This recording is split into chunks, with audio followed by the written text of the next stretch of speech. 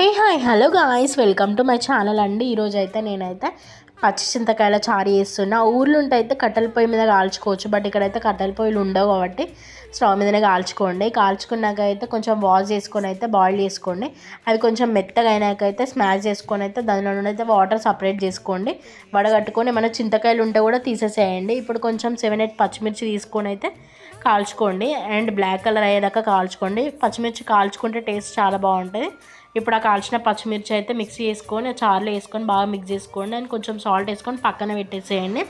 And pan తీసుకొని అందులో కొంచెం ఆయిల్ వేసుకొని ఆవాలు, కొంచెం జీలకర్ర అండ్ ఎల్లిపాయలు ఉంటే ఎల్లిపాయలు కూడా వేసుకోండి. నా దగ్గర ఎల్లిపాయలు లేకుండే సో నేను వేయలేను. అండ్ కొంచెం ఎండుమిర్చి, కొంచెం కరివేపాకు అండ్ కొంచెం పసుపు వేసేసి అయితే కొంచెం కొత్తిమీర వేసుకొని అందులో వేసుకొని బాగా కలుపుకోండి. అండ్ లాస్ట్కి కొంచెం కొత్తిమీర వేసుకొని సర్వ్ చేసుకొని నేనైతే దీని కాంబినేషన్ అయితే ముద్దపప్పు చేశాను. అండ్ కొంచెం ఆవకాయ. టేస్ట్ అయితే అదిరిపోయిందండి. ఒకసారి నా స్టైల్లో మీరు ట్రై చేసి ఎలా వచ్చిందో అయితే నాకు కామెంట్ చేయండి. నాకు సపోర్ట్ చేస్తున్న ప్రతి ఒక్కరికి థ్యాంక్ యూ సో మచ్ అండి. అండ్ సబ్స్క్రైబ్ చేసుకోండి. Thank you. Stay tune.